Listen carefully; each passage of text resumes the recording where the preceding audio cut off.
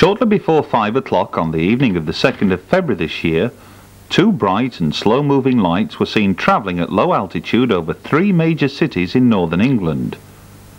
We have exclusive interviews with some of the hundreds of eyewitnesses who observed the lights, each of whom insist they were not attached to any conventional aircraft, helicopter or microlight. Among the witnesses was one man who thankfully had the quick presence of mind to record the lights on videotape as they passed directly over his home.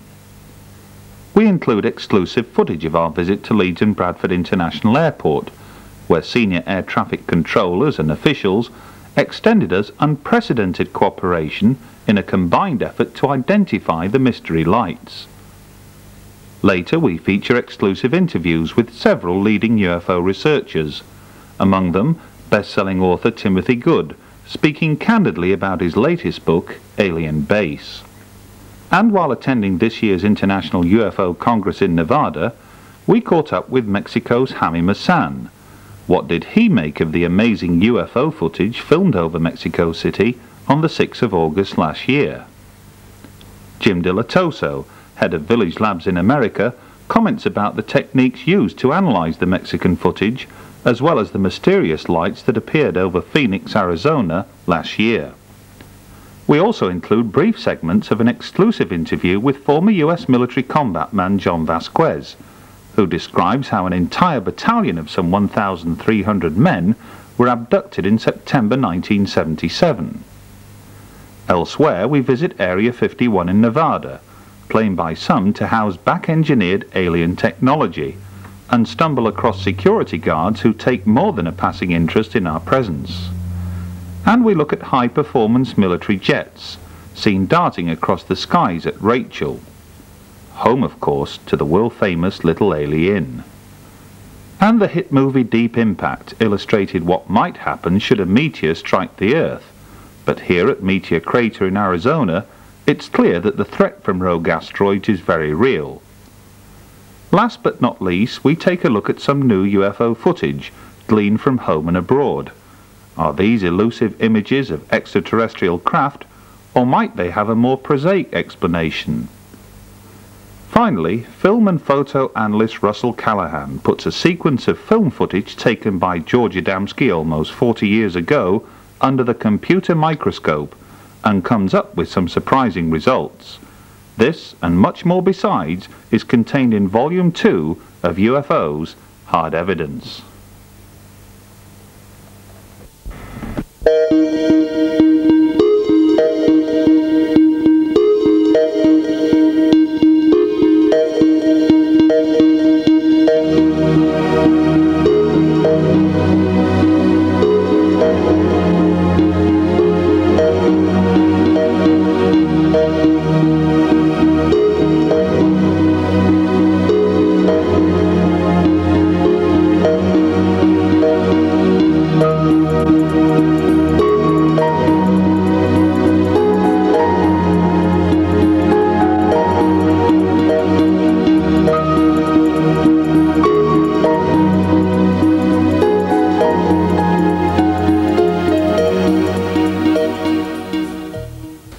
Shortly before 5 p.m. on Monday evening, the 2nd of February, independent record producer Stephen Clark and his wife watched in awe as two very bright, white lights appeared dangerously low overhead.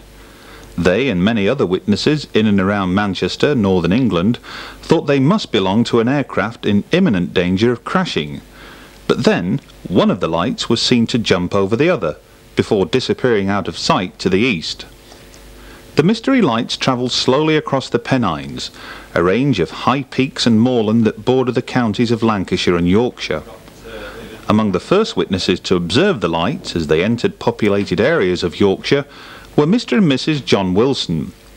They were out walking in fields, close to their home in Gummersall, when the lights suddenly appeared from the west. So what was it about the lights that prompted you to focus on them a little bit more than you would do, say, where it were an aircraft? I'd say three things really. Basically it was the brightness of the lights. Landing lights have rays, which like a car light you can see them pointing forward. There's no rays, just two bright lights.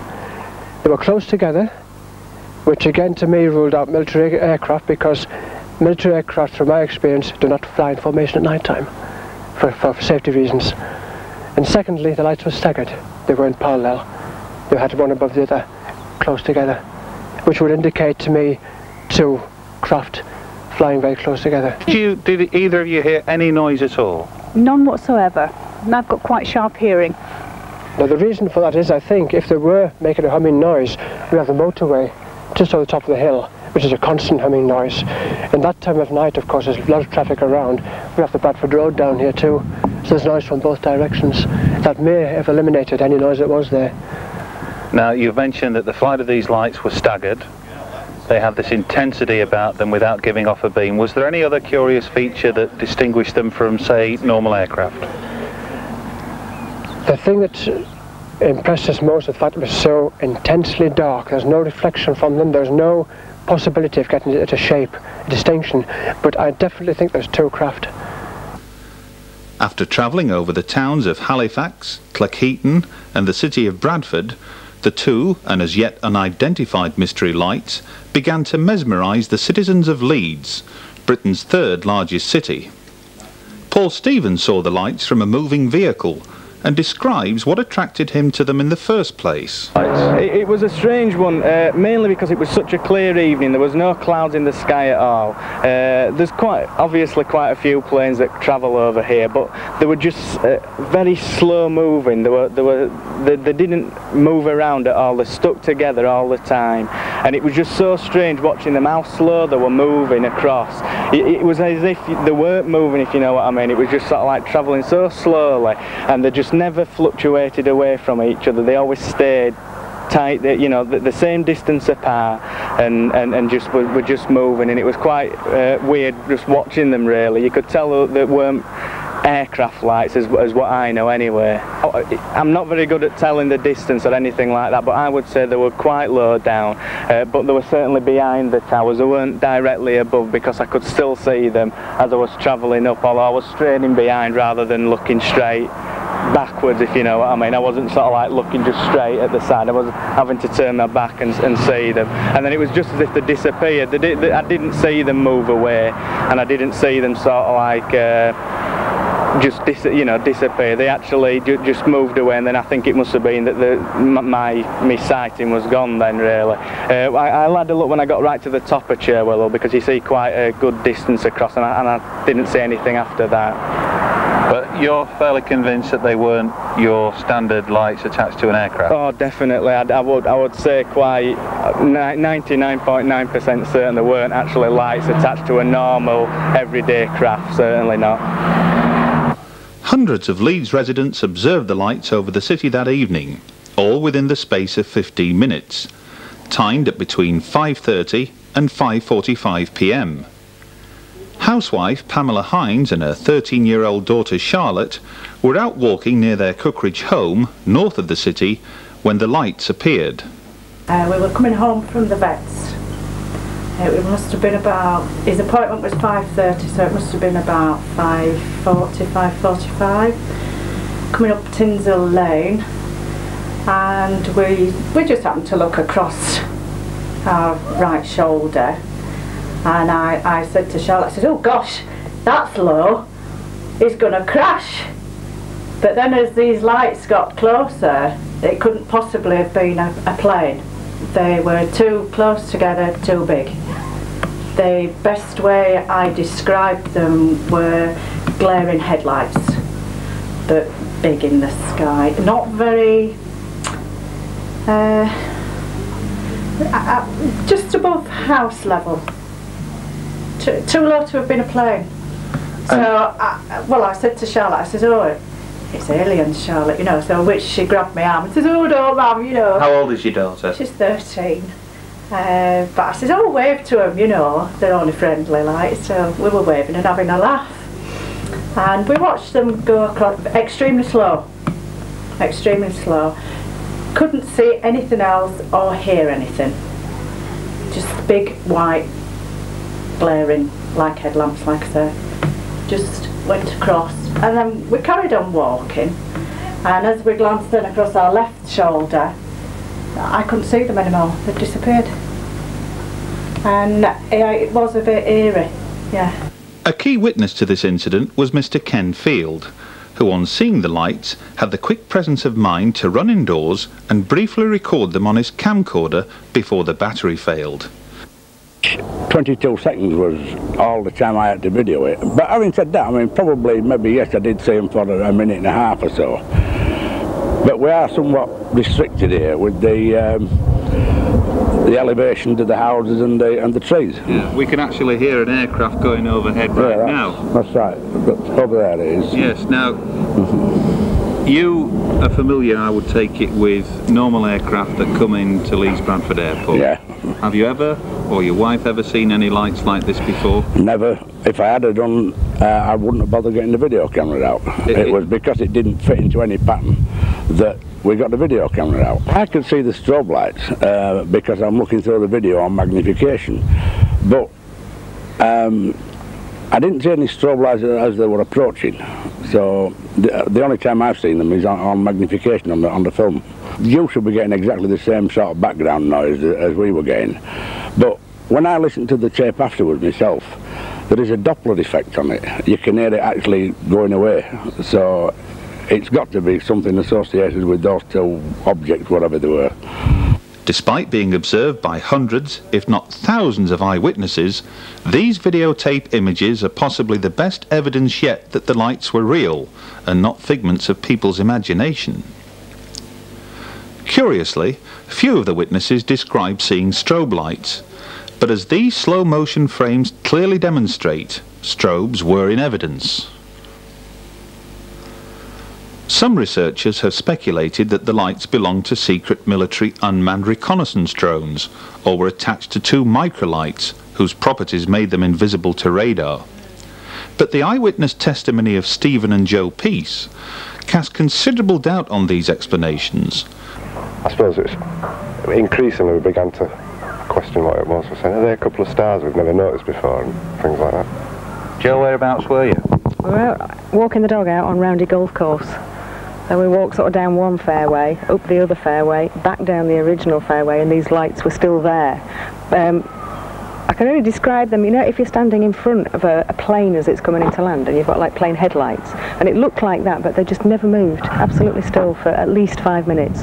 And whilst we said they were stationary for all that time, as we got closer and closer, they suddenly moved, and they were one behind the other at that time, rather than side by side, but when they were moving, one in front of the other, and again, I've not seen aircraft like that. They're normally side by side as they move. They also, I mean, the speed they go across the sky as well was surprising, you know. I mean, no noise, or very, very faint noise. So, you know, the only thing you could liken the lights to is like when you see a helicopter hovering, but then there were two of them, and they suddenly moved at a speed that a helicopter didn't move on. No helicopter I've ever seen. What you're basically saying is that these lights separated. They did. They started, as Steve said, when they started to move, they came almost over the top of our heads, one in front of the other, and as they passed over us, one of them carried on straight ahead and one of them went almost at right angles off left to the first one, very quickly. When you say very quickly, have you got any idea at all to draw a comparison? You can't put a speed on it. I mean, I'm not technically minded enough to put an actual speed on it, but we've all watched aircraft move across the sky, and they seem to be moving very slowly, don't they, when they move across a big horizon. These went from where we were, one went in the direction of Harrogate and one went in the direction of Garforth, and in seconds almost they were on the horizon in different directions. Now that's quicker than I've ever seen anything move. All I can say for certain is it's nothing I've ever seen before and nothing that I can explain. I mean, I think if you are a skeptic, you try to explain it to yourself, and I'm saying, well, there was some conflict in Iraq stirring up again, you know, is it some sort of stealth fighter or something? But the way it split from almost, it looked like one thing to two, suddenly, I can't explain it. So I think people have to draw their own conclusions. I won't be sceptical anymore, I don't think. Joe? I wouldn't have a clue what it is. I mean, we've seen the traffic helicopter and the light from that regularly. The noise with that, it just wasn't that. And I've seen reports that suggest it was microlights, and I've also heard microlights, and it certainly wasn't microlights. Wouldn't like to say. Clearly the two lights were seen to separate and go their different ways. But of far greater significance, perhaps, is that they did so at speeds far in excess of what one might expect from jet aircraft, let alone unpiloted drones or microlights. A few hours later on the night in question, it's possible that the lights may have returned, to reappear over Huddersfield in West Yorkshire. Chris Duffield certainly saw something strange that evening. So we see a lot of lights at night, which are usually sort of civilian aircraft or commercial jets, and a lot of military craft as well. And of course we don't bat an eyelid, but on this particular occasion we did. It ended up being lasting about 3 minutes, with an object appearing over the horizon in the distance. There were two white lights with a fair distance separating them, which seemed to be hovering on the horizon.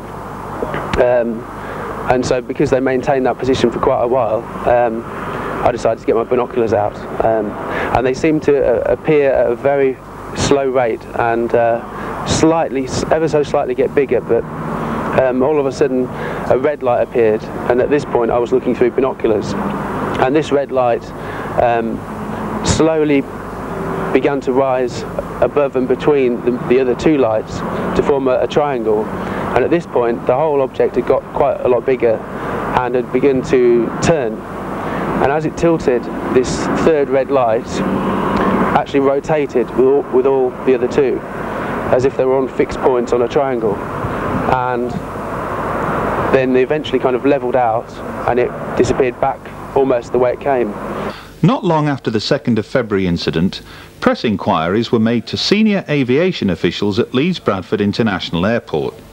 The media, like us, wanted to know whether the two objects had been detected on radar, and if so, what did they make of them? After the incident had featured on a regional BBC television news programme, Andy Rackham, Airfield Services Manager, received over 200 calls from eyewitnesses. Mr. Rackham told journalists that he had retrieved the radar tape for the evening in question, but upon thorough examination could find no trace whatsoever of the two mystery objects. However, in an unprecedented move, he extended an official invitation for us to visit the airport to discuss the matter further. Together with Peter Buller, Air Traffic Supervisor at Leeds Bradford Airport, that meeting took place on the 19th of March. These exclusive pictures were taken during our visit. First, Andy Rackham explained his involvement in the affair. We had an event on the 2nd of February that was brought to our attention by the press. It's obviously an event that a lot of people have seen that cannot be explained.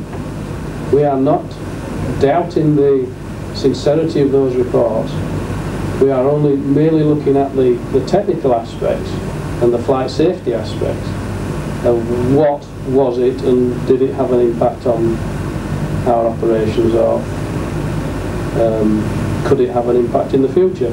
Now, I'm not disputing any of these reports as being made up or fictionary or whatever.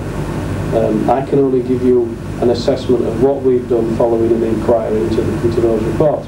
And the inquiry that we've conducted says quite clearly there is no supportive evidence whatsoever from either documentation, our own flights in the area at the time, and our own radar playback information of that particular evening. There is nothing supportive to say that there's anything out of the ordinary. Not that I'm saying, as I did say on the TV thing, I'm not doubting the fact that there could have been something there, but we've nothing to substantiate that. Peter Buller, Senior Air Traffic Supervisor, then gave us his thoughts on the matter. I've had a long experience of working in an aviation environment, and have received several UFO reports over many years, despite the fact I've never ever witnessed any of my own. And whilst being at work in an air traffic control environment, and on this particular occasion, although I wasn't actually working, I am aware of the facts that have been reported and the radar recording. And we have nothing at all which we know happened that could explain this event. Every aircraft we were aware of was accounted for, and we know reason for this event. Immediately following this extraordinary meeting, we were taken to the main control tower at Leeds Bradford Airport, which affords a panoramic view of the region from what is the highest elevated airport in Britain. Here, control tower operators were busily engaged in normal air traffic procedures, their eyes fixed firmly on instrument panels and aircraft on or above the runway apron. None were seen staring at the Leeds city centre skyline several miles away in the distance. Safety is obviously of paramount concern to the men and women who run this airport. On a busy day, Leeds Bradford can handle up to 300 take-off and landing flights, anything from small light aircraft to medium and large-sized passenger jets. Each daily come and go, from the early hours until late into the night. Yet 2 unidentified lights were seen by people entering and leaving their controlled airspace, and although not detected on their radar screens, airport officials were anxious as anyone to investigate the matter further. Here, Andy Rackham views a radar recording taken of air traffic movements on the morning of our visit. He explained that he undertook this same procedure after reports of the mystery lights were first drawn to his attention by the press, but on viewing the tape in question, he could find no trace whatsoever of the lights. Only 10% of people who think they've seen a UFO take the time and trouble to report their sighting. To have as many as 200 people contact Leeds and Bradford International Airport alone is a quite remarkable statistic. The lights of the 2nd of February this year were so extraordinary, so different to those one would normally associate with conventional aircraft, that they prompted people from all walks of life to suddenly stop what they were doing and take a closer look. Ordinary people reporting extraordinary events.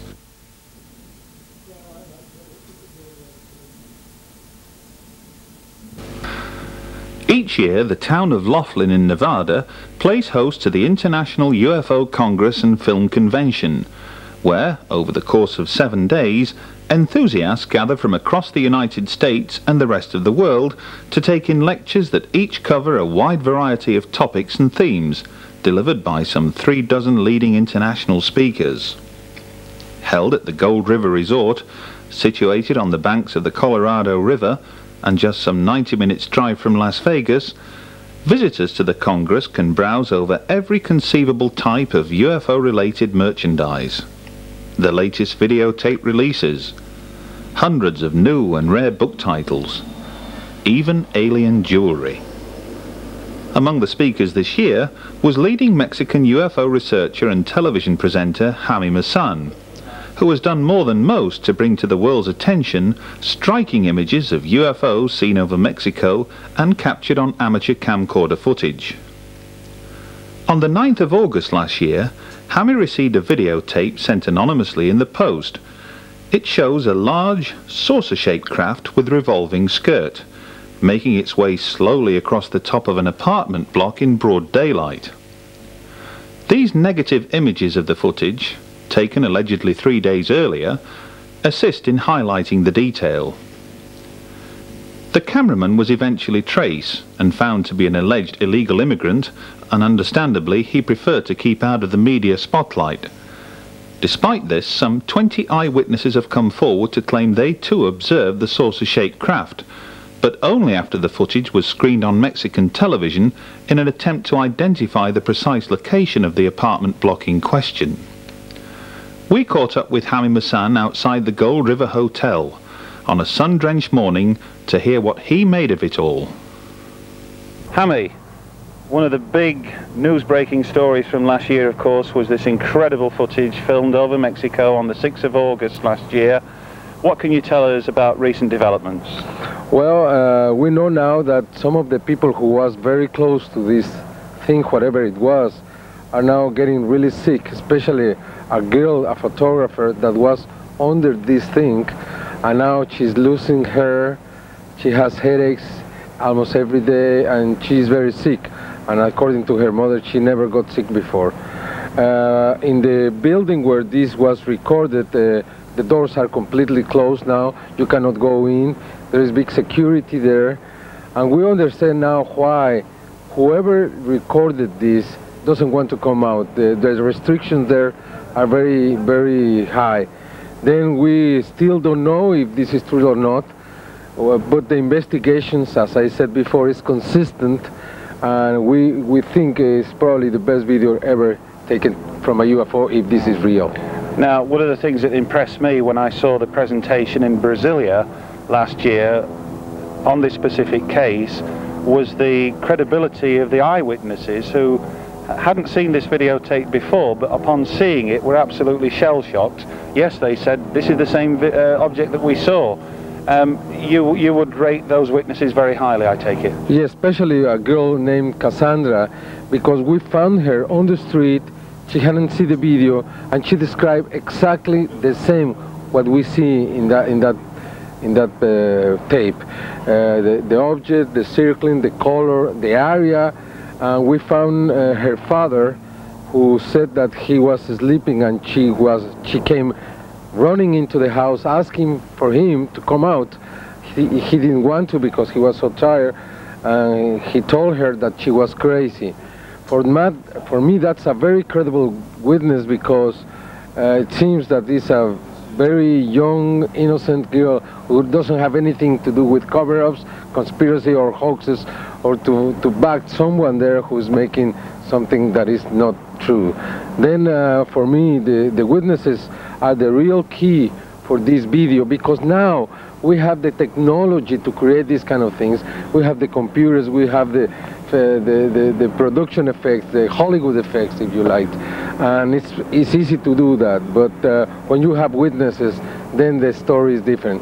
It means that now the investigation, the investigators are playing a most important role into giving the credibility to this phenomenon that by itself is incredible. Yes. Now, you'll be the guest speaker at the 17th Leeds International Conference in September in England, of course. Yes. And many people who will be attending that event will be keen to know precisely what it is that you're going to be showing on that particular weekend. Well, especially the videos that many Mexicans have been able to record since 1991, when we did it accidentally during a total solar eclipse. From then on, in Mexico, many people have organized, have created groups, and they have taken the most startling videos. I mean, some videos you can see 50, 70, 80, 100 UFOs or lights moving in the sky, making figures. Just last week, and that's the last week in January, we had reports from 3 different cities. In Guadalajara, we had a rain of metal in a diameter of 50 meters. We have metal, hot, very red metal that was falling from the sky. We don't know what happened there. This is being recognized by the authorities, and I am taking all these investigations to the United Kingdom. I think with this we will prove not just that something is happening in Mexico, but that the video is becoming the most important tool for the common citizen around the world to prove what they saw, and to prove that it's real, and to prove this coincidence, the same facts, the same videos everywhere in the world. Now we are having the same kind of videos in England. I think very soon we are going to be very used to that. And something that is going to be very important for you, because we have photographs of the spheres that are being seen around the crop circles in England. If you want to look to them very clearly, shiny, silvery, I want to present the pictures, incredible pictures. You can see the clouds, and you can see these balls, you know, making figures there very clearly. Someone who believed he could shed further light on the Mexican footage was Jim De La Toso, head of Village Labs in Phoenix, Arizona. Although Jim found himself the subject of heated controversy several weeks later, his comments about the techniques used to analyze this and other striking UFO footage make for telling viewing.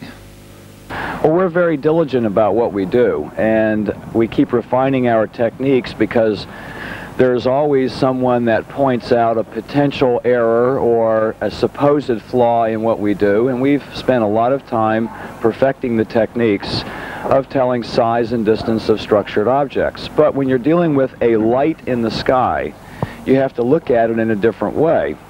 So what we've done is develop a technique to look at the frequency of light, its brightness, and all of its characteristics in a single fingerprint, kind of like a voice print. It's a light print called a sigma. So we have a database of stars, Hale-Bopp, airplane lights, quartz lights, and flares.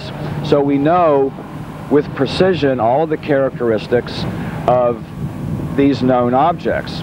So when we start with a video like the Phoenix lights, we take all of the lights that are in that picture, airplane lights, city lights, and the unknowns, and test them, build a database, and then compare it to knowns. Now, Village Labs and yourself have been also instrumental in taking a detailed examination of the extraordinary footage that came out of Mexico City on the 6th of August last year, courtesy of Jaime Maussan and his team down there. What were your first impressions about that video, and after analysis, what do you now conclude? Well, when I first looked at it, I thought it was a large object suspended by a helicopter. But upon careful examination, I found no evidence in the vertical interval that it had ever been gen-locked, where it would be a small model that would be dissolved or superimposed. In that case, it would have to hit an editing system or a computer system which would modify the subcarrier. Not information in the picture, but information on the black line in between the picture. Upon analysis of that, it's not a miniature that has been gen-locked and dissolved and overlaid. The clouds and the cloudy day make it suspicious. That will mask elements of overlay. Well, concerning whether it's a large object suspended by a helicopter, when we do a tracing on each frame of the object and take a horizontal line as the center of gravity through it and the crown on the top, call that the fulcrum, and run an imaginary line all the way up into infinity on each frame, if it's suspended by a cable, we will find that the fulcrum meets at an apex up there somewhere. Well, it doesn't meet at an apex. It looks like it's wobbling and could be connected to a center shaft somewhere, but it's not. Second, when it moves, it dips with a mass inertia that is not that of a cable tugging on it. It doesn't move and then wobble back into place to settle. And we studied the edges of it and determined that compared to the edges of other buildings that are in there, that it's a large object. Among the hundreds of visitors to this year's Congress, we came across leading American abduction researcher Yvonne Smith, who will join with Jaime Maussan at this year's Leeds International Conference. What, we ask, could delegates at Leeds expect to see and hear?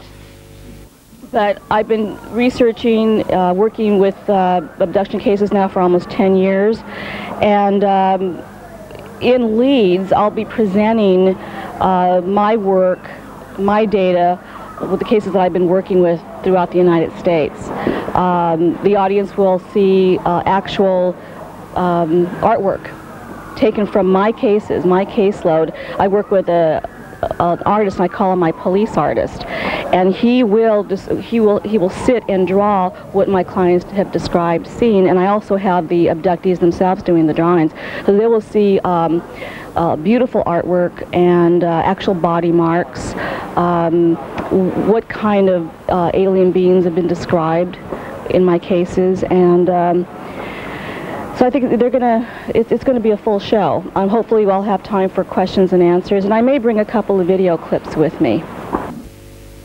Another regular visitor to the United Kingdom is American researcher James Courant. He was one of the guest speakers at this year's London conference. James was instrumental in bringing to prominence a certain Dr. Michael Wolff, a controversial figure who claimed he once worked with back-engineered alien technology at Area 51 in Nevada. Michael Wolf is definitely in the genius category. He's been through some serious debriefing. I have confirmation beyond any reasonable doubt in my mind, based on my sources, that he did work at Area 51, Groom Lake, and also a place called Dulce, New Mexico, which I have been up to Dulce and have checked with some people that would probably have the answers I was looking for, and as far as what I needed to know, I feel it was a secret research base tied in with the U.S. government. Let me just ask you this. Of all the revelations and claims attached to Dr. Michael Wolf, which do you think is perhaps the most significant claim of all? That he worked directly with extraterrestrial biological entities. And I would put Michael's interview up. I did an hour-and-a-half interview on video, which wasn't really designed to be shown to the public, but they showed it here.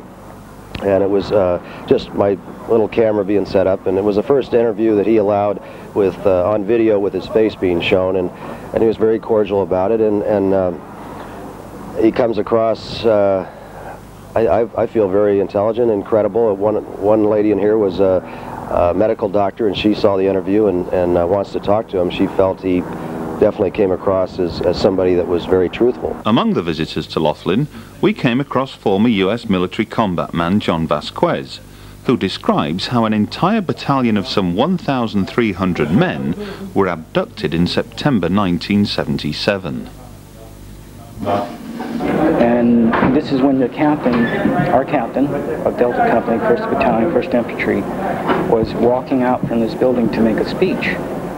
And this speech was to advise us of our 6 to 8 weeks training course.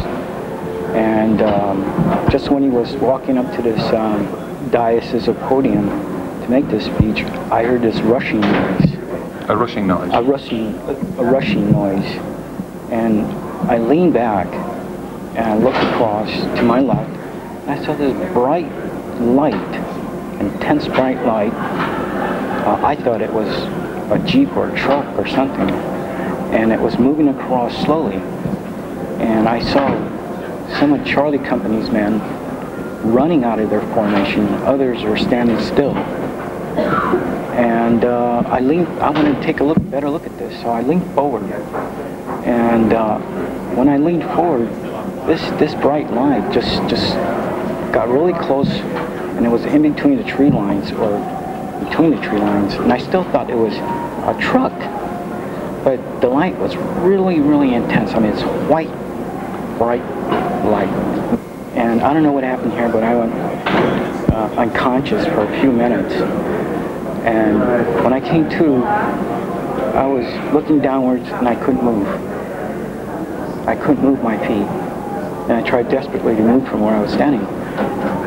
The next thing I did was I could move my upper body, so I turned to my right, and I saw someone had been running to the tree lines, and others were diving underneath the building into the 2-story high crawl space that you see in the picture.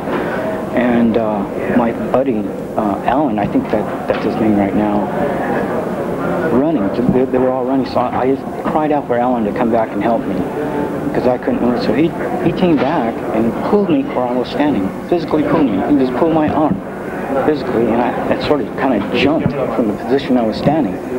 And he was asking, he was saying, take cover, and I was asking, what's going on here? You know, something's happening, and it was happening fast. I understand that you also heard some screams from those members that were still back on the parade ground, some calling for their mothers. Yes, sir. That part, well, it was right after when Sergeant Santini, we saw him coming out from the first building where me and Alan just crossed, and this ball white light from 50 feet where we were laying down, it looked like the size of a melon, a small melon, cantaloupe. But it was a bright white light, and it wasn't a tracer, because I know I've seen tracers before. I fired in my M16s, and I know what tracers look like.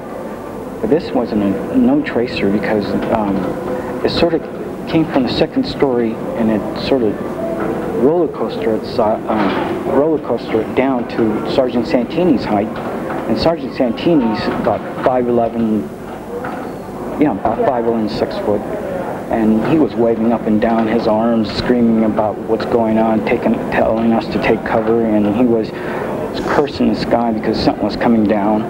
And he started to run. He disappeared from the second building, and this bright line just sort of roller coaster itself down to his height and zipped across, and it disappeared. And the next thing we heard was a slap and a thump, and one of us, Hackett, crawled over to the other side to see where Sergeant Santini was, and he was out on the pavement. He didn't move, and apparently he was knocked out or something. Something hit him. And when he came back, this is when we started hearing the screaming from Alpha Company all the way down to Bravo, then to Charlie Company, and to Delta. When I came to Delta Company, we heard somebody out in the parade formation screaming for Mommy. And it went a kind of high-pitched scream and down to a Gretland sort of scream, and I could still hear it when I talk about this. And, I mean, you hear a man screaming like that, you know something's going wrong. And I told Jones, who was lying next to me, I told him we should go out there and help these guys because something's going on out there. He just turned around and said, no, they're already dead, forget about it. The International UFO Congress and Film Convention concludes its week-long series of events with a sparkling evening gala dinner, at which the annual EB Awards, EB stands for Extraterrestrial Biological Entity, are presented to those film and television producers whose latest UFO-related works are judged best among the 7 categories. Approximately 5 hours' drive east of Laughlin and a few miles east of Flagstaff, Arizona, a right-hand turn off the main highway takes you on a smooth, narrow road into flat desert terrain. Every few hundred yards, a signpost gives some indication of what lies ahead. Meteor Crater, formed 49,000 years ago when a giant asteroid weighing millions of tons struck the Earth at an estimated speed of 45,000 miles per hour. It had an explosive force equal to 15 million tons of TNT, and over 300 million tons of rock were immediately displaced. It's difficult to gauge the sheer size of the crater from its rim, but it's 570 feet in depth, nearly a mile across, and over 3 miles in circumference. Inside Meteor Crater's Museum of Astrogeology, visitors can enjoy a self-guided tour of numerous exhibits and video presentations. Meteor Crater was an official NASA-designated training site and used by Apollo astronauts who would later set foot on the Moon. There have been several near misses with rogue asteroids in recent times, but were one to strike the Earth with a force equal to that which struck this part of Arizona all those years ago, the consequences would be too dreadful to contemplate.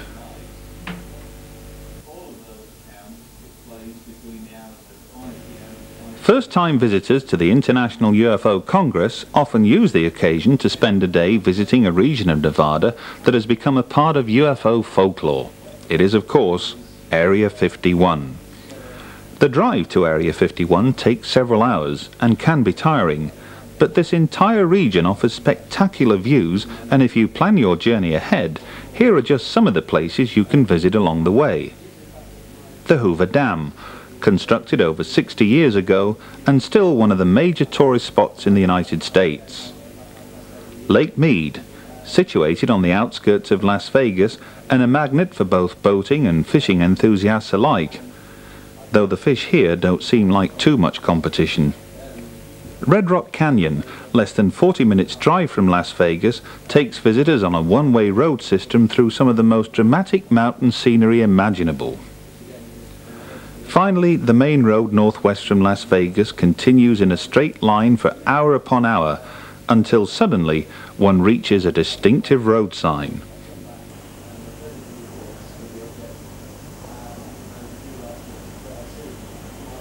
We're just 2 hours drive outside of Las Vegas, Nevada, temperatures in the mid-60s, and we're here. at the very start of the extraterrestrial highway 375.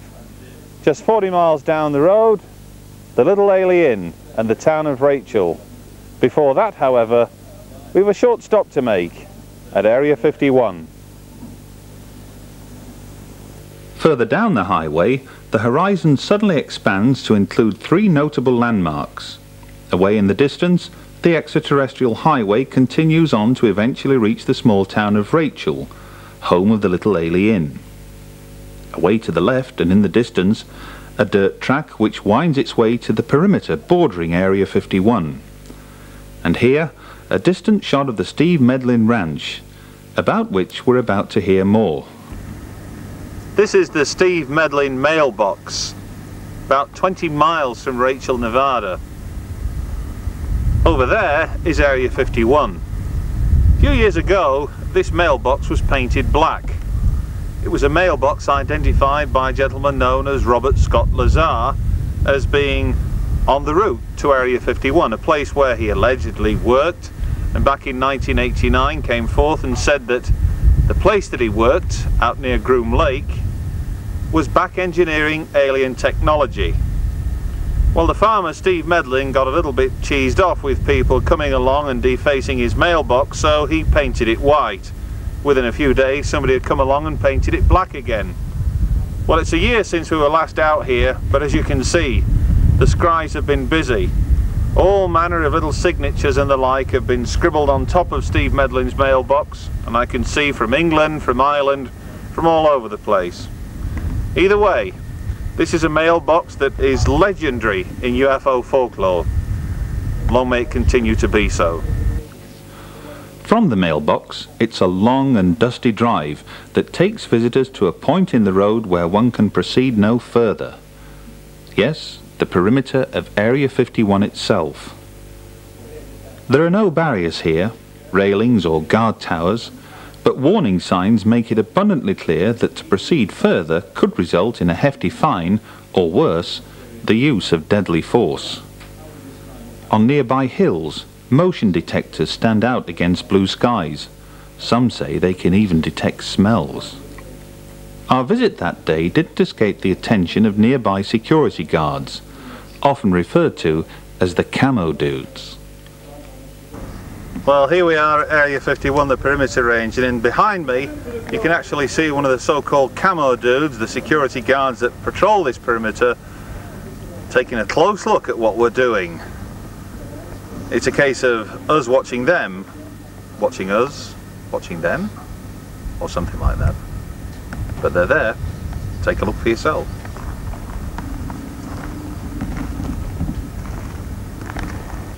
After returning to the white mailbox, our journey along the extraterrestrial highway eventually brings us to a small town that is featured in countless magazines and television documentaries worldwide. We're now some 3 hours outside of Las Vegas, here in Rachel, Nevada, home of the Little Ailey Inn, some might say the UFO capital of the world. Once inside the Little Ailey Inn, visitors are greeted by owners Joe and Pat Travis, whose menu for the famished include alien burgers. The walls here are bedecked with numerous photographs of well-known personalities who have paid a visit to this remote part of Nevada. But whether this particular couple did so is another matter. It's not just UFO enthusiasts who drop in from time to time. It seems that RAF pilots, probably participating in a red flag exercise at Groom Lake, were keen to eyeball this UFO landmark for themselves. Talking of which, we couldn't help but hear the thunderous noise from military jet aircraft overhead. These images demonstrate two things. Firstly, that military aircraft are regular visitors to the skies above Rachel. Secondly, when seen at night, imagine what the untrained eye would make of these two aircraft hurtling across distant mountain tops at incredible speeds. Even allowing for a strong military presence, aviation and defence experts have yet to explain these astonishing objects, filmed in broad daylight several years ago by Englishman Ray Wardle, looking out in the direction of Area 51. Are these the strange and mysterious craft constructed from back-engineered alien technology, or highly advanced unmanned drones? Perhaps there are UFOs at Area 51, but of a type some prefer to label as unconventional flying objects.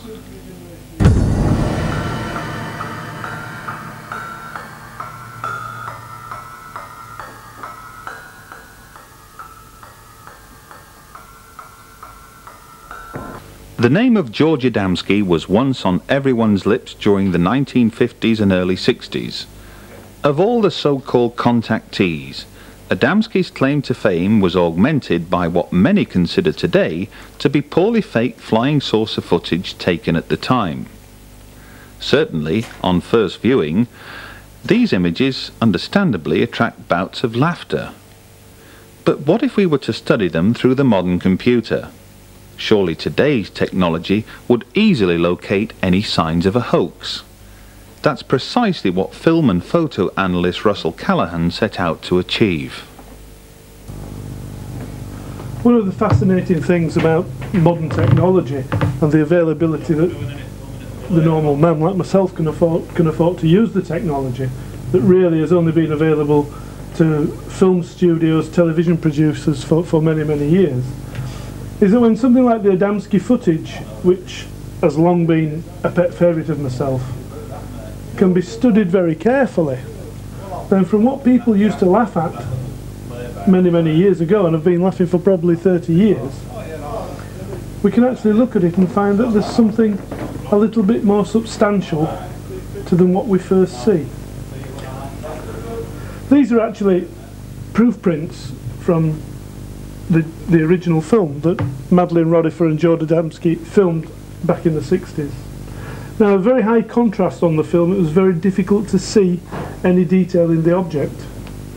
As you can see on the film, it looks like black shadows, which led people to speculate that probably this was just a hoax, maybe a cardboard cutout, maybe something on a piece of string, the bright light bleaching any signs of string or wires out of the shot. But Bill Sherwood, very clever man, worked for Kodak, light blasted some of the frames and came up with images like this. Now, something that's been scoffed for 30 odd years, all of a sudden, and let's just say that Bill Sherwood did this some 30 years ago, but it's only now that the technology has been available we can actually see these are the same frames. This is the same footage that we're looking at here. This is a genuine frame from that footage. Look at the detail. It's a three-dimensional object. It's no drawing and it's no painting. It's a solid object of 3 dimensions.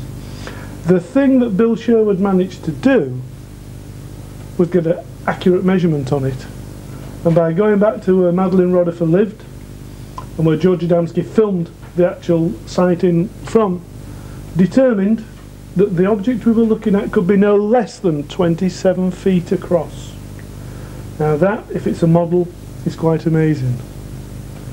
There's a lot more footage like this to be looked at. But don't just scoff when somebody shows you something and says this is a flying saucer. Who knows what it is? But maybe it's not a hoax. Someone who is convinced that some of George Adamski's footage is perfectly genuine is leading British UFO researcher and best-selling author Timothy Good, who recently granted us this interview about his latest work, Alien Base. Now, we've had numerous accounts throughout the book, Alien Base, where people have come forward and claimed to have spoken and interacted, if you will, with extraterrestrials, but none more fantastic, I suppose, than a certain gentleman who was a former equerry to the Queen. Yeah, right. Air Marshal Sir Peter Horsley, yes. I mean, this is an incredible story, but, you know, someone like that who is so credible, I interviewed him, he must have been very highly vetted to get the job of equerry to the Queen and Prince Philip. He's flown 90 different types of aircraft, from the Spitfire to the Vulcan bomber, Deputy Chief of Strike Command, for heaven's sakes. You can't get much higher than that. And here's a man who insists that he met an apparently extraterrestrial human being with whom who was able to read his mind. He didn't have to formulate his questions with his voice. The questions were answered for him. How can we dismiss stories like that? We can dismiss Adamski and Menger if you like, but I don't think we can dismiss someone like him. One obvious question surfaces. He's talking about extraordinary events from the mid-50s. It's taken him the best part of 45 years to come forward, albeit through his autobiography, to recount these details. What explanation did he give you when you personally interviewed the man? Well, first of all, he didn't give me an explanation, and I didn't ask him. I said to him, it's very brave of you to come out with this story, Sir Peter, and he said, it's not brave, I simply recount what happened. But I am assuming, I didn't feel the need to answer the question, I am assuming that there's no way he could have come out with that story publicly when he was serving, at Buckingham Palace. There's no way he could have come out with such a story while acting as Deputy Chief of Strike Command or flying Vulcan bombers, for heaven's sakes. So it's only in his retirement that he's felt the freedom to come forward. But even so, I mean, assuming, for instance, that the man retired at 60 or indeed 65, we're still talking about 15 to 20 years for him to impart that information. Well, doesn't that strike you as odd? Well, to impart it publicly, it doesn't strike me as odd, no. I've come across many other people. Even the contactee whom I refer to as Joelle, whom I've known since 1952, didn't even want me to write up her story after her death, and she died a few years ago. So in a certain sense, I'm acting against her last wishes.